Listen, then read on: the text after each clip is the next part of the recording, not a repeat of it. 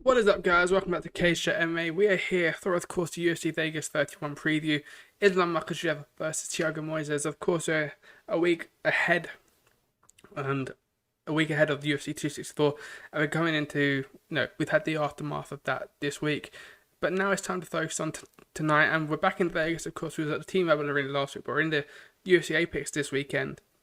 It seems like there's going to be some fans, maybe in attendance, maybe not tonight, but at least in the future for the Apex events, there'll be a limited capacity, I think, for the Apex, as promoted by Dana White on his social media platforms. And, it's going to be nice to see some fans get in there. The Apex seems like a fantastic arena and battlefield to fight in. Of course, in comparison to the pay-per-views that we've had recently with fans, and there's a bit of a dull atmosphere in terms of there is no fans in attendance, so you don't get the added anticipation and expectation with a fight. But you equally get this anticipation in a different sense. You get it with the coaching team. You get to hear the fighters in there actually talking back and forth. We saw it a lot last year with no fans, of course. Some performances were a bit lackluster. Some were gruesome and controlling in the Apex. And once we've moved back to fans in the pay-per-views this year, all the pay-per-views, all those who have fought on the pay-per-views have turned it up a notch, and we've seen some tremendous fights. We've seen quite a bad injury in all of the cards so far, from Jamal Hill's arm dislocated to obviously Conor McGregor's tibia being broken, and obviously Chris Weidman suffering a leg break too. So all of those have been coming into the pay-per-views, but the Apex is, again, as I mentioned, something that the UFC built in just in time for this, of course, and it's paid off tenfold for the UFC to be able to give us and provide us fights each and every week. And of course, there's the smaller Octagon that comes into play. But tonight we've got Islam Makhachev versus Thiago Moises. Now, Islam Makhachev is someone who's highly touted to be a UFC title contender. Maybe many thought he should be fighting for the title this year, but it's seemingly going to be looking like he's going to fight for the title next year. Khabib Nurmagomedov, of course, his coach and mentor, as I said, he's a little bit behind in terms of where they would have liked him to be in terms of the lightweight division and the picture for the title. They feel he should be in that top 4, top 3 bracket right now, but unfortunately that's not happened due to a couple of fights breaking down and a lack of activity from the fighter. But some of that wasn't his own fault. Of course, we saw the Rafael dos Anjos fight cancelled and rebooked numerous times, but unfortunately just didn't get started and completed there. Now, there is a bit of a feeling, maybe similar to Sean O'Malley, in terms of, he gets given to his opponent that aren't quite top 15 level. Thiago Moises, with all due respect to him, isn't a top 15 competitor. Islam Makhachev certainly is a top 15 and probably a top 10 competitor, which is reflected on his number 8 status in the UFC lightweight division. But it almost feels like Sean O'Malley in terms of the way they're being built up very slowly. Obviously, Islam Makhachev had his fall down a long time ago. Now he's put away 7 wins consecutively since that loss. But Sean O'Malley, he lost to Cheeto there and took a lot of shine off the star power, you could say. But the UFC been not drip feeding them competitors. They've been giving them tough matchups. But I think fans alike, for both Makhachev and Sean O'Malley, want to see them being given the upper echelon in talent in their respective divisions. Now, for Sean O'Malley, that could be someone like Dominic Cruz, Cody Garbrandt, Marlon Moraes. But for Islam Makhachev, of course, he's in a very tough spot in this division, which is absolutely stacked at the moment in terms of talent. Of course, we've got to see what happens with Charles Oliveira and probably most likely Dustin Poirier now. We've got Michael Chandler and Justin Gaethje somewhere in the mix, of course. I'd like to see those two square off. Rafael dos Anjos, of course, just weighed in last week as backup for UFC 264. Conor McGregor is going to be out for a year, and I don't think we can make that match up with Islam Makhachev anytime soon, just because of the rivalry between the two camps. I think that would be a good one on paper in terms of what it's going to mean and how it'll sell. But in reality, I don't think that's a good matchup. 1, for McGregor, and 2, for the HR department of the UFC, let's say. But the last performance from Makhachev was fantastic. A 3rd round arm triangle chokeout against Drew Dober, of course, in March of this year. Before that, he had 2 back-to-back fights being broken down with Rafael dos Anjos. That was post-fight in November and October last year. Before that, it was Alexander Hernandez back in April when everything kicked off with the lockdowns, etc. So he spent a good 9-10 months on the shelf. It wasn't the 2020 he wanted. He only had one fight between 2021 and obviously 2018 and 2019. He only fought once against against Daddy Ramos. A fantastic decision for him, of course. So it is really his activity levels that have kept him from shining in that top 3, top 4 of this division. And I do believe he will get there because he's a talented striker. He's great on the ground. He's got great jiu-jitsu. He's a good all-round fighter in all capacities. And obviously he's got Khabib Nurmagomedov, one of the greatest of all time, by his side. And now that he's got Khabib's full attention, now Khabib's retired, of course, unfortunate circumstances with the passing of Khabib's father, who also was training Islam Makhachev.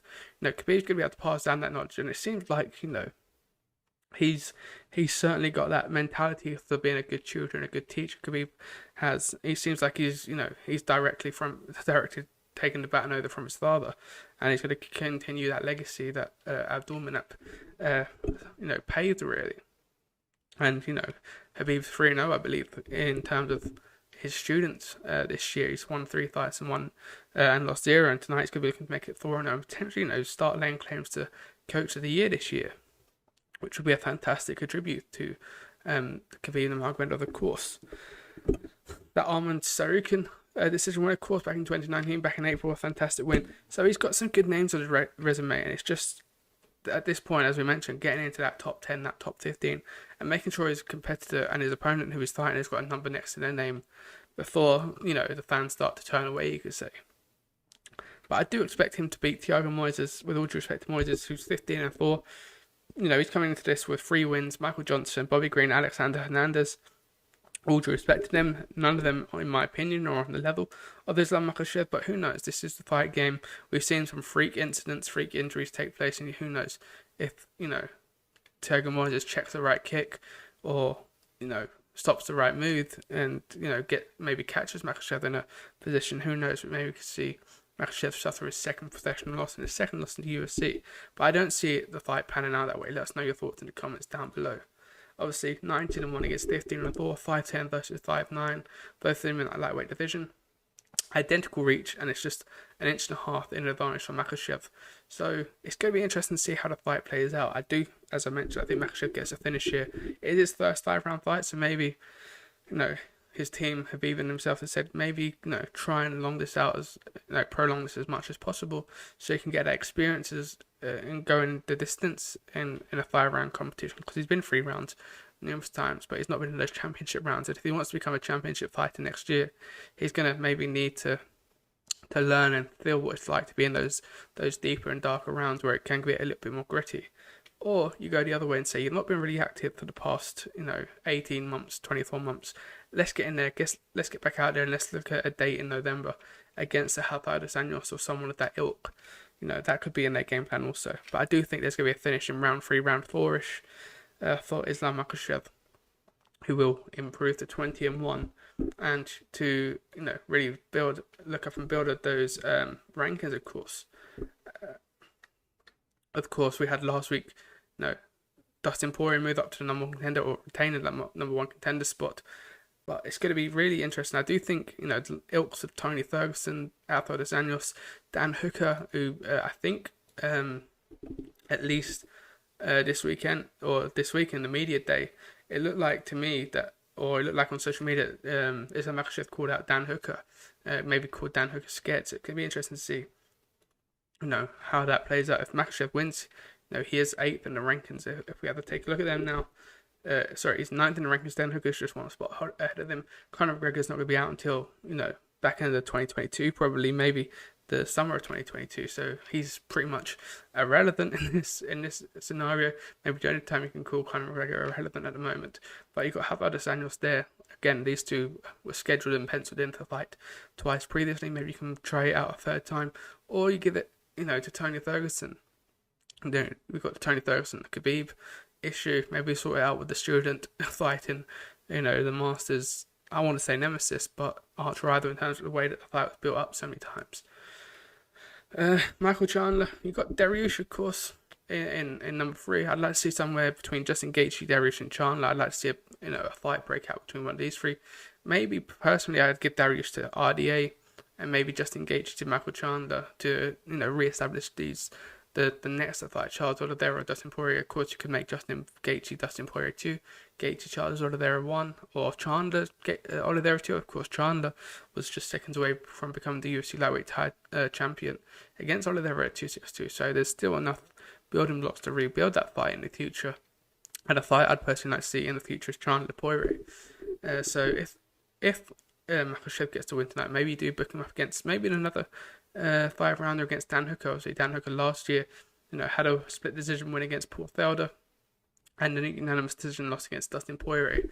So he's someone now who's known to go to 5 rounds, known to pull in an audience, and that would be a great fight. Dan Hooker, of course, coming off that loss to Michael Chandler as well. So he's two losses in a row now, so he needs to get back in the win column, and there would be no better way to get back into the win column than to beat an Islam Makhachev who's looking to gun for that title opportunity. But yes, another person looking to gun for that title opportunity is Miesha Tate. Now, of course, Miesha Tate is returned to UFC after 5 years, 4.5 in reality, years out of cage. Of course, she's not gone away from MMA. She's been over in Singapore working with ONE FC as vice president and a brand ambassador before that. So she's certainly been in the world of MMA. She's not been competing in MMA. And it's, in my opinion, a much needed reinstated fighter into this UFC bantamweight division.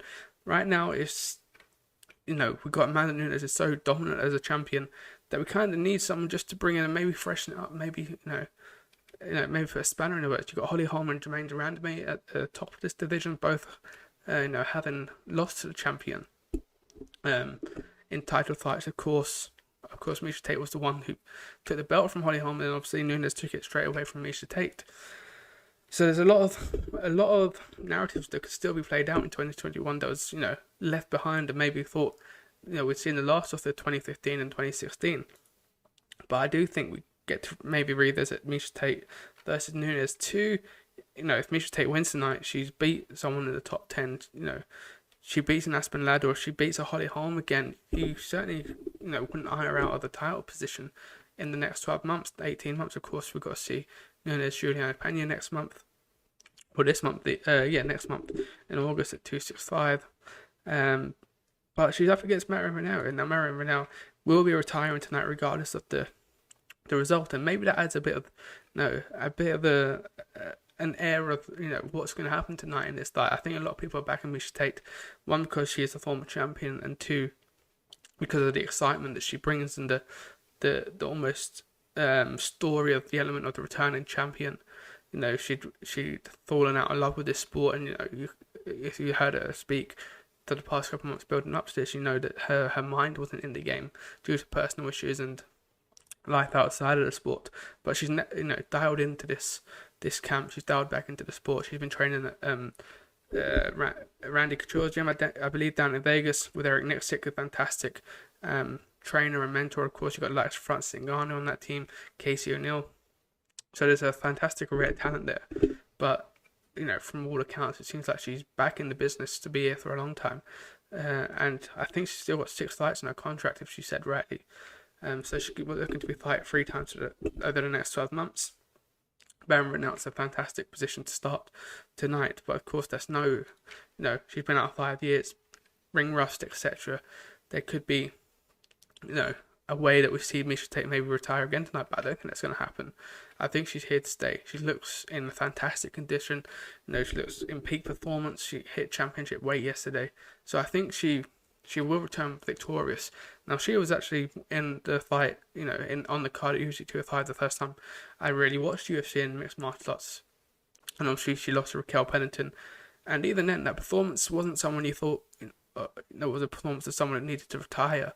Of course, she'd climbed that mountaintop and become champion, so you're thinking maybe she's happy with where her career is at that point. But of course, we found out recently and later on in the line and in the chapter with her career that wasn't the case, and she's going to be continuing it tonight. And of course, to look at the UFC rankings real quick, obviously Marion Reneau is coming to this off the back of the win she's on the back of 4 losses, case on Raquel Pennington, Yana Kunitskaya, Kat Zingano, but prior to that she'd had beaten Sarah McMahon, Via she's 44 years of age as well. Let's not forget she came to the sport a lot later, so it's prolonged her career. But I think we can safely say that Miesha Tate is going to be the one victorious tonight, with all due respect to Marion Reneau. Of course, there's 10 years in the difference between the two ages. Miesha Tate's still only 34, which is still very young. So if she beats Marion Reneau, she'll go into that top 12, take Reneau's spot. And of course, you look at the likes of them, maybe Macy Kirsten, Joanna Kunitskaya, who just lost to Irene Aldana, Aspen Ladd. You're looking at that sort of pathway into your title shot again. But I'd like to see her against the likes of Holm and Durand. Maybe got legends in that sport, former champions. Durand made off at 145, of course, and Holly Holm, the former bantamweight champion. So there's a lot of chapters and narratives that could be written after tonight, should she get the win. And I do believe she's going to get the win tonight also. Now, this fight's gone under the radar a little bit, but it's Mateusz Gamrot versus Jeremy Stephens. And in my opinion, this is going to be fight of the night. Gamrot is a fantastic fighter. You know, you see a lot of European MMA fans and analysts. And my good friend Quarter Debara, the group chat I'm in, you know, it's got Europe MMA, who watch KSW, you know, very frequently and are hot on the tails of this guy. And, you know, came in, you know, he beat Scott Holtzman very convincingly with that round 2 finish. But even then, his debut into the sport was a split decision loss, which could have gone really either way. I know that's a cliche when you get a split decision, but against Guram Kutaladze, it was a very close fight, and he came in and looked excited and looked like someone with a lot of potential in the sport. He's coming up against Jeremy Stephens, who's a veteran in this game now. No, he's 28 and 18. He's back at lightweight for this one, of course, so a bit of a less, 10 pounds less in the weight cut and in the sauna.